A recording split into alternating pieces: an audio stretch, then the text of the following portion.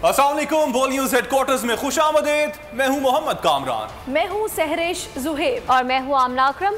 Bulletin का आगाज करेंगे। आपको बताएं कि वज़ीर आज़म इमरान खान ने वफाकी वज़रा को मजहबी जमात से मुताल्लिक़ गैर ज़रूरी बयानात से रोक दिया है और कहा कि अंदरूनी और बैरूनी दुश्मन गैर जिम्मेदाराना बयानात का फ़ायदा उठाते हैं। अगर बयानात ज़रूरी हो तो एहतियात बरती जाए। इमरान खान ने आज़म स्वाति और फवाद चौधरी की इलेक्शन कमीशन में पेशी पर वज़रा को साथ जाने की हिदायत भी कर दी। वज़ीर आज़म इमरान खान ने वफाकी वज़रा को मजहबी जमात से मुताल्लिक़ गैर ज़रूरी बयानात देने से रोक दिया है।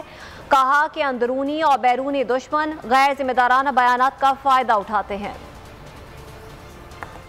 वज़ीर आज़म पाकिस्तान इमरान खान कल कौम से खिताब करेंगे और मौजूदा सूरत हाल पर एतमाद मिलेंगे। वज़ीर आज़म ने इत्तेहादी जमातों के अरकान से मुलाकात की और पार्लियामेंट के मुश्तरका इजलास के मुतालिक तबादला ख्याल किया।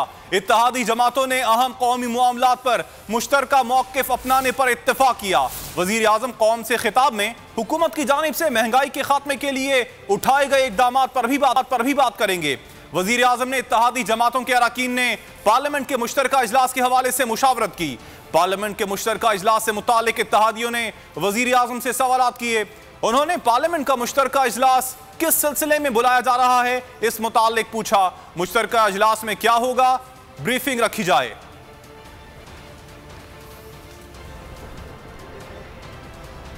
आपको बता रहे हैं कि वज़ीर आज़म इमरान खान ने वफाकी वज़रा को मजहबी जमात से मुताल्लिक़ गैर ज़रूरी बयानात देने से रोक दिया है और कहा है कि अंदरूनी और बैरूनी दुश्मन गैर जिम्मेदाराना बयानात का फ़ायदा उठाते हैं। अगर बयानात ज़रूरी हों तो एहतियात बरती जाए। इमरान खान ने आज़म स्वाति और फवाद चौधरी को इलेक्शन कमीशन में पेशी पर वज़रा को साथ जाने की हिदायत भी कर दी।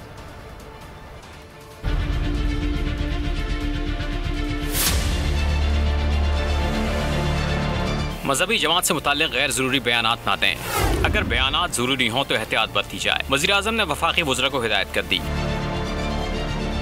ज़रा के मुताबिक बयानात से गुरेज की हिदायत वफाकी काबीना इजलास के दौरान की गई। वज़ीर आज़म का कहना था अंदरूनी और बैरूनी दुश्मन गैर जिम्मेदाराना बयानात का फ़ायदा उठाते हैं।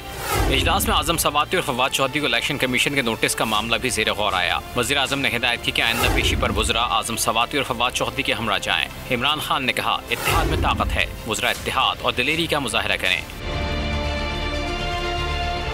इस्लाहात से मुताल्लिक़ वज़ीर आज़म ने कहा कि रिफॉर्म्स लाना आसान नहीं, मुश्किलात आती हैं, मिलकर सामना करेंगे। पंजाब में मजहबी जमात के 800 से जायद कारकुनान को रिहा कर दिया गया। स्टीयरिंग कमेटी के दूसरे इजलास में गिरफ्तारियों और रिहाई के मामलात का जायजा लिया गया। महकमा दाखिला पंजाब के मुताबिक कारकुनान को नक्शे अमन के पेश नजर हिरासत में लिया गया था। वादों पर अमल होने लगा, मजहबी तंजीम के कारकुनों को रिहाई मिल गई।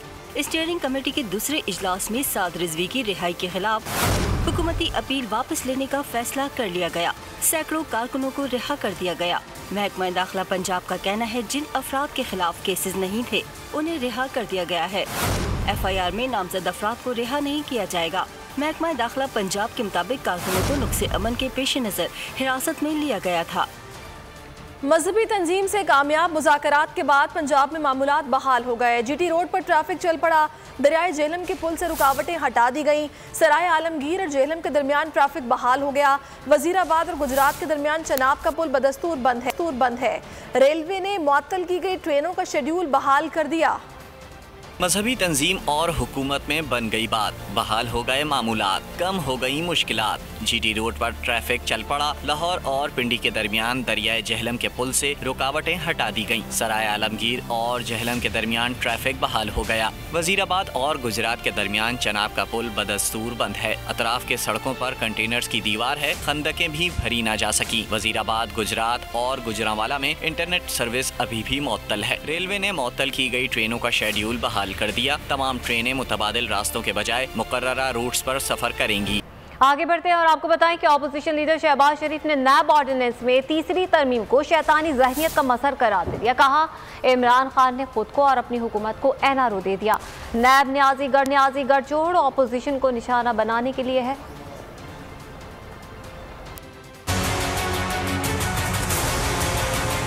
नैब ऑर्डिनेंस में तीसरी तरमीम। शहबाज शरीफ हुकूमत पर बरस पड़े। तरमीम शैतानी जहनियत का मजहर करार दे दिया। शहबाज शरीफ ने तरमीम पर हुकूमत को आड़े हाथों ले लिया। कहा इमरान खान ने खुद को और अपनी जमात को NRO दे दिया। उन्होंने कहा नैब ऑर्डिनेंस में तरमीम एहतसाब की आड़ में सरासर सियासी इंतकाम है। इसमें कोई शक नहीं कि नैब न्याजी गठजोड़ ओपोजिशन को निशाना बनाने के लिए है। हमने जेलें देखी, अदालतें भी देख ली। इमरान खान तुम तैयार हो? शाहिद खाकान अब्बासी ने वजीर आजम को बड़ी वार्निंग दे दी। कहा नैब अफसरान को इस्तिस्ना हासिल है, जो मर्जी करें, लेकिन ये सब 10 मिनट की ऑर्डिनेंस की मार हैं। एक ऑर्डिनेंस आएगा और चेयरमैन नैब अदालतों के कटहरे में होंगे। उन्होंने हुकूमत को मुखातिब करते हुए कहा कि तमाशे बंद करें, कानून से मत खेलें।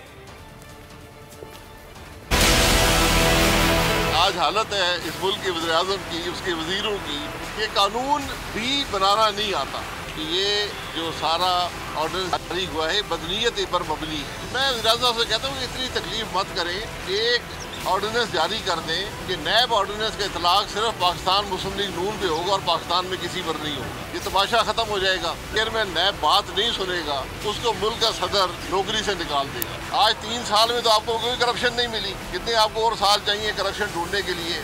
इस हुकूमत की करप्शन आपके घर में जा पहुंची है। ये जो आप 120 रुपए चीनी के दे रहे हैं, इसमें 70 रुपए इमरान खान की जेब में जा रहे हैं, इसकी वजीरों की जेब में जा रहे हैं। कि नैब में एक कानून है जिसमें नैब के चेयरमैन को और उसके अफसरान को, नैब के अफसरान को इस्तिस्ना हासिल है किसी भी अमल से। यानी वो जो जुल्म मर्जी करें, जो करप्शन मर्जी करें, जरा ये सोच लें कि कल को हुकूमत आएगी, वो उस इस्तिस्ना को एक ऑर्डिनेंस के जरिए हटा देगी। जब इस्तिस्ना खत्म हो जाएगी तो मैं आपको गारंटी करता हूँ कि नैब के सारे चेयरमैन इस अदालत के अंदर खड़े होंगे। MKM पाकिस्तान ने एक बार फिर बाइख्तियार बल्दियाती निज़ाम का मुतालबा दोहरा दिया। ख्वाजा इजहारुल हसन कहते हैं सियासी एडमिनिस्ट्रेटर आइन की खुली खिलाफ वर्जी है। निगरान एडमिनिस्ट्रेटर तरक्की और तबादले और सारे काम कर रहे हैं। एडमिनिस्ट्रेटर का काम निगरानी करना है, हुक्मरानी करना नहीं। फैसल सब्जवारी बोले सिंध हुकूमत शहरियों की हक तलफी कर रही है। सूबाई तरक्याती बजट ठेकेदारों का बजट है। सिंध में फौरी बल्दियाती इंतखाबात कराना इलेक्शन कमीशन की जिम्मेदारी है। एडमिनिस्ट्रेटर जो है वो मालिक के कुल नहीं है कि वो अपने हल्के बना रहा है और सियासी मंजूर नज़र है, सियासी तर्जुमान है। इलेक्शन एक्ट 230 की खिलाफ वर्जी कि वो जितना चाहे पैसा खर्च करें, जिस चाहे इदारे को ले लें, तो यही इस्तदा हमने इस पिटीशन में की है। प्रमोशंस कर रहे हैं, डिमोशंस कर रहे हैं, उनका काम नहीं है। किसी भी निगरान हुकूमत का ये काम नहीं है। इसलिए हमारी इस्तदा है हाई कोर्ट से कि आप इलेक्शन कमीशन को कहें फिलफौर इंतखाबात करवाएं। ऐसे इंतखाबात जो आइन के आर्टिकल 140A के तहत बाइख्तियार इंतजामी, सियासी, माली बाइख्तियार बल्दियाती हुकूमतें दें, जिनसे शहरियों के आंसू पूछें। ये नहीं कि जहांगीर रोड 6 महीने पहले बनाई, नाम नेहाद सीवरेज लाइन डाली, 6 महीने बाद फिर टूट गई, फिर ले आए और एक अलग धंधे चल रहे हैं। ऐसा बल्दियाती निज़ाम नहीं चाहिए कि जहाँ ठेकेदारों का जो सूबाई एडमिनिस्ट्रेटर साहिबान को सिर्फ निगरानी का काम है और हुक्मरानी उनका काम नहीं है, उससे रोकें। मुंतखब हुकूमत जो आए बल्दियाती, वो आइन के तहत हो। सिंध और कराची की सूरत हाल पर मुस्तफ़ा कमाल बरहम। PP को आड़े हाथों लिया, PTI और MKM को भी ना बख्शा। कहा दोनों जमातें मिलकर भी PP को नहीं रोक सकती।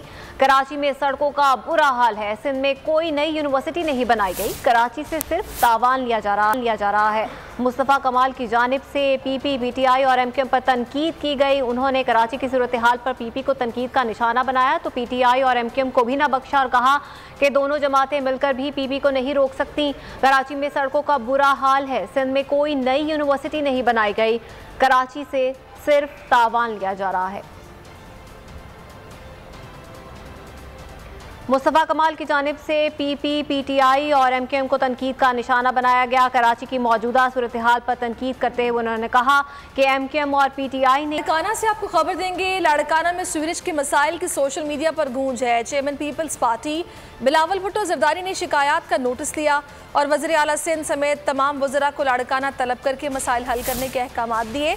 बिलावल भुट्टो ने खुद मुख्तलिफ इलाकों में दौरा करके मसाइल के हल की यकीन दहानी कराई। चेयरमैन पीपल्स पार्टी चंद दिन मजीद लाड़काना में क़याम के बाद कराची आएंगे।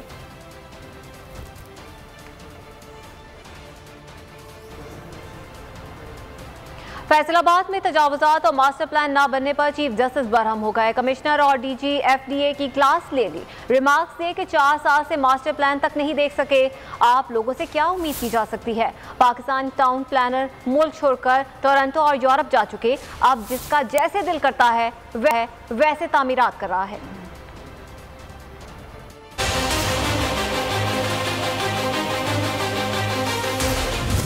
हालत ये है, अब हम गटर भी नहीं बना सकते। अब गटर लाइन भी हमें जायका बनाकर देगा। पता नहीं मुल्क को किस जगह पहुंचा दिया है। फैसलाबाद में तजावुजात की भरमार पर चीफ जस्टिस बरहम। कमिश्नर और एफडीए की क्लास ले ली। सुप्रीम कोर्ट में फैसलाबाद तजावुजात और मास्टर प्लान से मुतालिक केस की समाअत के दौरान चीफ जस्टिस गुलजार अहमद ने कमिश्नर से इस्तफसार किया। कमिश्नर साहब, आप तो मास्टर प्लान तक नहीं जमा करा सके, आप यहाँ आए ही क्यों हैं? कमिश्नर ने मोहलत की इस्तदा की तो चीफ जस्टिस बरहम हो गए।